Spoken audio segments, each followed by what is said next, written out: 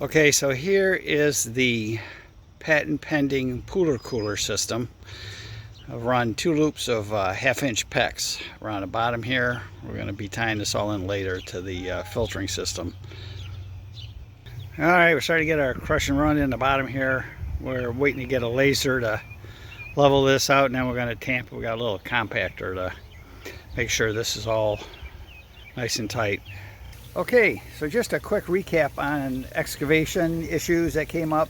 The hole was designed to be 1 foot larger all the way around in the pool.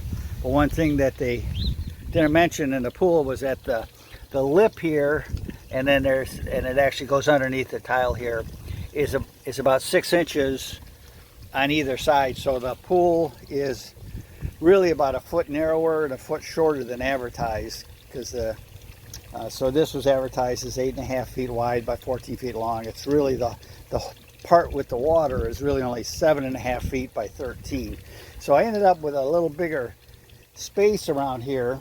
Also, because this is kind of ovalish, my corners were much bigger too. So this all involved a lot of extra fill that I wasn't initially planning on. Also wanted to mention that we kept putting off excavation for about 2 weeks because it was going to rain, and it never rained. And the day that we started, of course, it rained like crazy and it softened the banks. So we did have a little issue with the one bank getting a little crumbly. The other thing that's nice is you can see we're on a hill here, and I was fortunate to run a 4-inch drain under the pool in the bottom of the hole out the hill. And this helps keep groundwater from building up under the pool. You need to make sure you have some way of keeping groundwater from building up, especially wintertime if you have to drain your pool. So also want to mention, this pool does not have a bottom drain. It's a smaller pool. The manufacturer did not recommend it.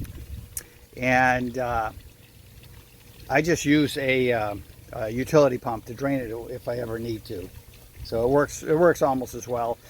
Basically, anytime you put a hole in a pool, you got another chance for a leak somewhere. So they didn't add it, and I think that's about it. You know, we backfilled with sand. I used a combination of man sand, they call it, or quartz dust, and regular sand. If you're in cold climates, they recommend you use pea gravel because it won't expand as much in the wintertime.